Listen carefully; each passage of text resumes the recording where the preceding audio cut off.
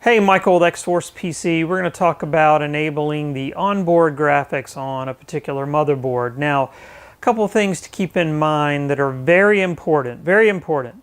Make sure your chip, your processor, your CPU supports onboard graphics. A lot of them don't.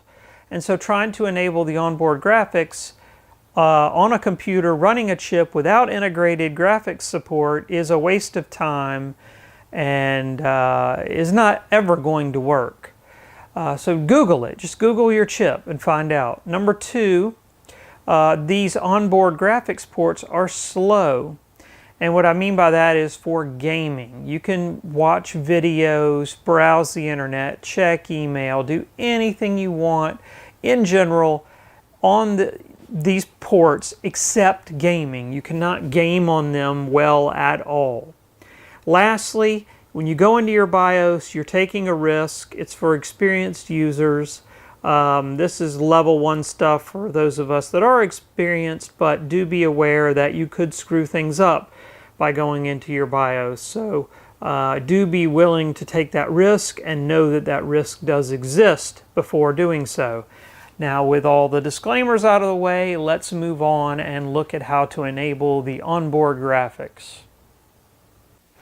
All right, let's talk about a Gigabyte Z490 board. Specifically, this is a Z490 UD AC, but the procedure should be pretty similar on all their Z490 boards. Typically, you start off in what's known as easy mode. We want to hit F2 to go to advanced.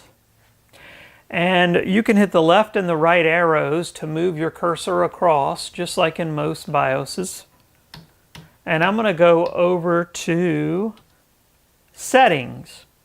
And I'm going to hit the down arrow to go to I/O ports. Hit enter.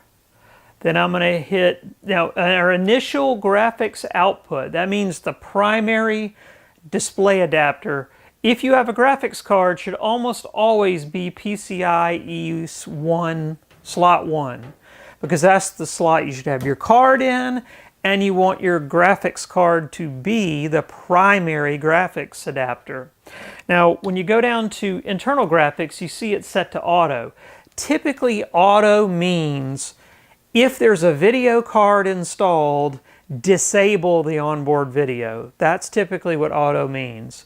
So if you have a graphics card installed, the onboard's automatically going to be disabled. If you want the onboard video to be enabled while there's a card installed, hit enter on this and go to enabled.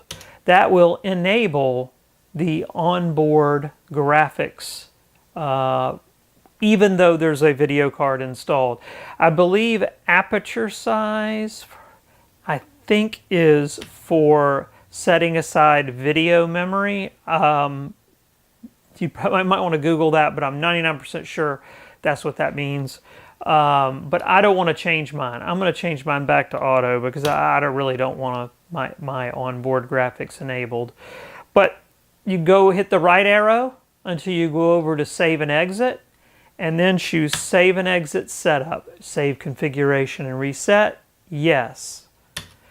Now, when you go into Windows, you may have to install the Intel integrated graphics driver manually. A couple of things could happen, and I've seen all three of these. Number one is you just boot it up and you just let it sit there for a couple of minutes, and then suddenly the Intel graphics are installed.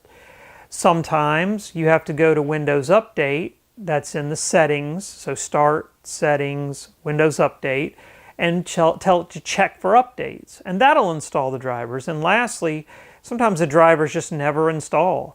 And you have to actually go to Intel and download Intel's onboard integrated graphics and install them, and then your onboard graphics will be enabled in Windows. They're already enabled in the BIOS, but you just need to do that to get them working in Windows. Hopefully that helps. Almost all Gigabyte Z490 boards will follow this process.